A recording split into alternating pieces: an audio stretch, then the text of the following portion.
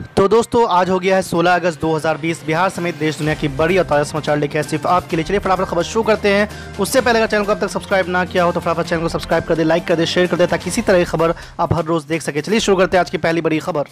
बिहार में सियासी उठापटक की संभावना बन रही है। लोक जनशक्ति पार्टी ने शुक्रवार को बिहार में नीतीश कुमार के नेतृत्व वाली एनडीए सरकार से अपना समर्थन वापस लेने के संकेत दिए हैं। लोजपा अध्यक्ष चिराग पासवान ने देर रात पूर्व सांसद और जन अधिकार पार्टी के अध्यक्ष पप्पू यादव से मुलाकात की और दोनों ने 4 घंटे तक बातचीत की है। साथ ही चिराग पासवान ने कल एक आपातकाल बैठक भी बुलाई थी। चिराग पासवान के मुख्यमंत्री नीतीश कुमार के खिलाफ तलख तेवर बरकरार है। बताया गया है कि लोजपा ने एनडीए सरकार से अपना समर्थन वापस लेने का निर्णय वरिष्ठ जेडीयू नेता लल्लन सिंह पर प्रधानमंत्री नरेंद्र मोदी का अपमान करने का आरोप लगाने के बाद लिया है। सूत्रों ने बताया कि शुक्रवार देर रात चिराग पासवान और पप्पू यादव के बीच मुलाकात हुई है और दोनों ही नेताओं ने करीब 4 घंटे तक बंद कमरे में बातचीत की है।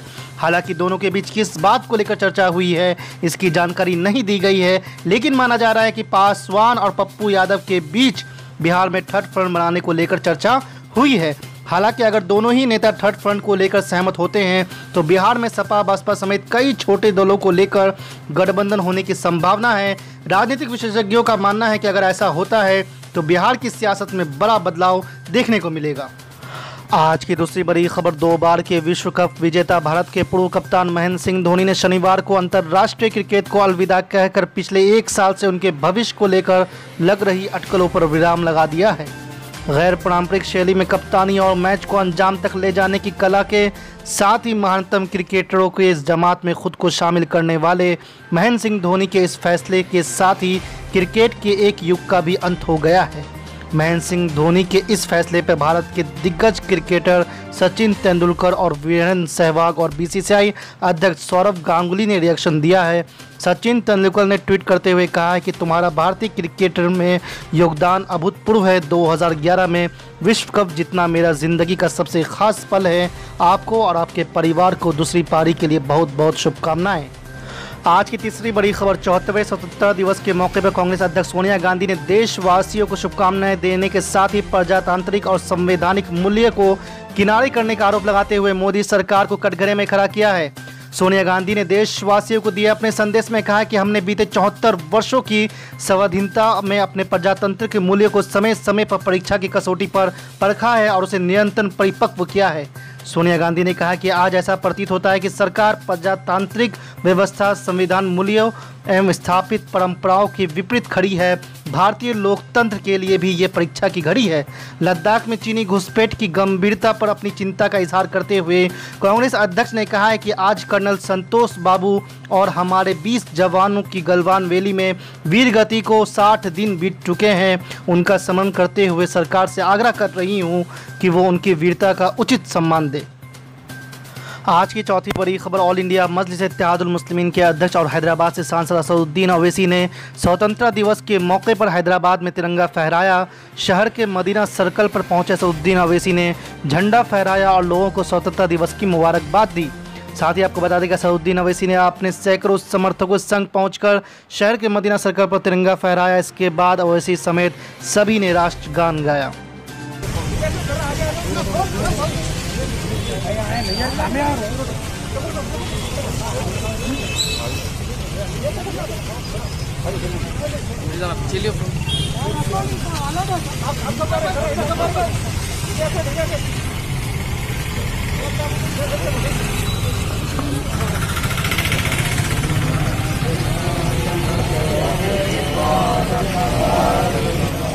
और उधर AIMIM के बिहार प्रदेश अध्यक्ष अख्तरुल ईमान ने लोगों को दिया संदेश, जिसका हम आज जश्न मना रहे हैं। दरअसल अंग्रेजों के खिलाफ हमारे बेशुमार लोगों की कुर्बानी और शहादत के नतीजे में ये दिन हमको देखने का मौका मिला है।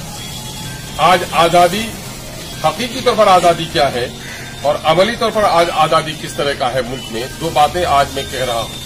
खासकर नौजवानों से, समाजी सरोकार से ताल्लुक रखने वाले लोगों से, समाज के बुद्धिजीवियों से। आजादी का मतलब क्या है? आजादी का मतलब सिर्फ तिरंगा लहराना नहीं है। एक इंसान को आजादी का मतलब कि वो अपने हाथ को फैलाए, इसकी आजादी है। लेकिन अपने हाथ को फैलाते वक्त ये भी देखना पड़ेगा कि उसके हाथ की चोट, उसकी हथेली की चोट किसी के नाक में न लगे, किसी के हाथ में उसकी उंगलियां नहीं घुस जाए। आजादी का ये तस्वर जो है आज अमली तौर पर मुजाहरा कर रहा है।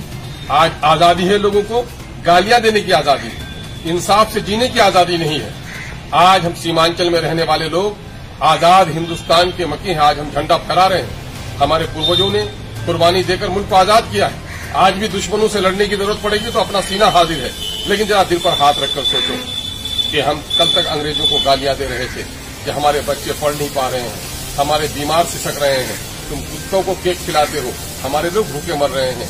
जरा आजादी के मत वालों, जरा दिल पर हाथ रखकर सोचो कि आज भी इस मुल्क में भूखे हैं लोग, नंगे हैं लोग, कोई महलों में रहता है, कोई फुटपाथ भी उसको सोने के लिए मुयस्सर नहीं है। आज सीमांचल में बाढ़ से लोगों के घर बह गए, कोई खबर लेने वाला नहीं है। लोग इंसाफ के लिए तरस रहे हैं। बेटियां जहेज के नाम पर सताई जा रही हैं, माँ बाप बूढ़ेपन में धक्का खा रहा है। लोग धर्म के नाम पर प्रेम नहीं, धर्म के नाम पर नफरत की सौदागिरी कर रहा है और अपनी राजनीतिक रोटी सेकने के लिए समाज को कुर्बान कर दे रहा है। मेरे भाइयों, आइए, हकीकी आजादी यही है कि सिर्फ तिरंगा लहराने और मिठाइयां बांटने का नहीं है, बल्कि हकीकी आजादी का नाम है कि अंग्रेजों के खिलाफ जिस तरह हमारे बुजुर्ग लड़े थे, उसी तरह अंग्रेजों के जमाने का जो जुल्म हमारे यहाँ बाकी रह गया है, गरीबों का जो इस्तेसाल हो रहा है, जो अमीरों का डंडा चल रहा है गरीबों पर, जो गरीबों के बच्चे मुफ्ती से पढ़ नहीं पा रहे हैं, जो माएं आज दवाओं के बगैर मर रही हैं, जिन गांवों तक सड़कें नहीं पहुंच पाई हैं, जहां दलालों का डेरा है, इन दलालों के खिलाफ, इन बेईमानों के खिलाफ, इन रंगदारों के खिलाफ, इन समाज के गलत किस्म के चौधरियों के खिलाफ लड़ना। आज अगर आप आजादी का झंडा फहराते हैं, अगर इन तमाम तर जालिमों के खिलाफ लड़ने का अगर संकल्प नहीं ले सकते, तो मैं समझता हूं कि आजादी का सही तस्वुर से हमारा ज़हन खाली है। आओ सीमांचल के नौजवानों, सीमांचल को नई दिशा दें, नई दिशा दें। मुल्क में जो लोग मंदिर और मस्जिद का झगड़ा पैदा करते हैं, जो लोग यूनिफॉर्म सिविल कोड की बात कहकर के समाज को लड़ाना चाहते हैं, जो लोग एनपीआर और एनआरसी कहकर के समाज को लड़ाना चाह रहे हैं, ऐसे लोगों को सही राह पर लाने की कोशिश करो। जो धर्म के नाम पर मजहब फैलाए, ऐसे लोग कंकर के हकदार हैं, फूलों के हकदार नहीं हो सकते। फूल फेंको तो नेक लोगों पर फेंको। जिस समाज में चोर डाकू उचक्कों की इज्जत होती है, शराफत वहां दब जाती है। जिस समाज में दलालों की इज्जत होती है, वहां सही तौर पर समाज के काम करने वाले लोगों की जो पंक्ति होती है वो कमजोर हो जाती है। हम आज यौम आजादी के मौके से संकल्प लें कि आजादी का झंडा ही नहीं लहराएंगे, बल्कि सच्चाई को स्थापित करने के लिए हमारे बुजुर्गों ने अगर शहादत दी है, तो हम भी अपना खून पसीना एक करके मुल्क में सच्चाई को स्थापित करेंगे।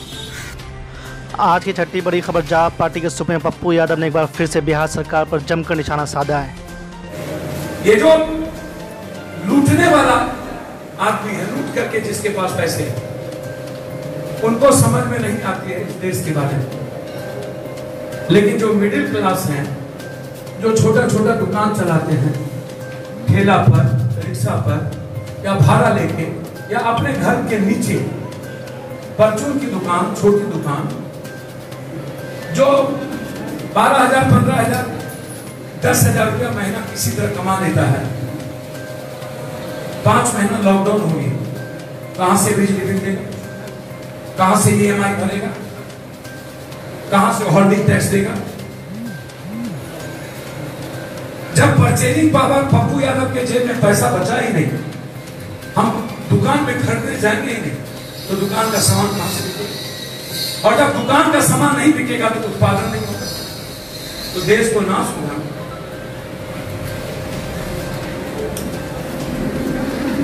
क्या हालात है मार्केट में? हमारा बेटा, हमारा बच्चा पढ़ना चाहता है लेकिन नहीं पढ़ सकता है। 9.6% मात्र एजुकेशन है। इंटर बीए जाते जाते लड़के बच्चे अपनी बहन की शादी करने के लिए पढ़ाई छोड़ देता है, अपने माँ बाप को जिंदा रहने के लिए पढ़ाई छोड़ देता है। कितने लोग हमारे देश में पीजी करते हैं? एक साल में मात्र 20 लाख, वो भी कम। 130 करोड़ में 20 लाख पीजी कर पाता है, और बेटियां बीए करने वाली मात्र 1.2%। मात्र आप अपने घर से सोचिए,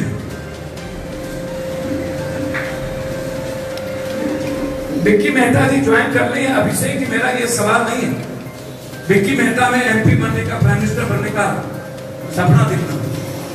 अभिषेक को सपना देखना पड़ेगा अपने जीवन में और अपने पड़ोसी के जीवन में। हम एमएलए एमपी नहीं है,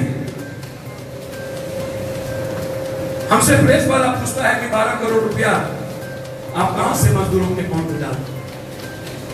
हमसे कभी प्रेस वाला पूछता है कि पटना में बाढ़ आया तो 15 लाख लोगों को 19 दिनों तक कहां से मिला?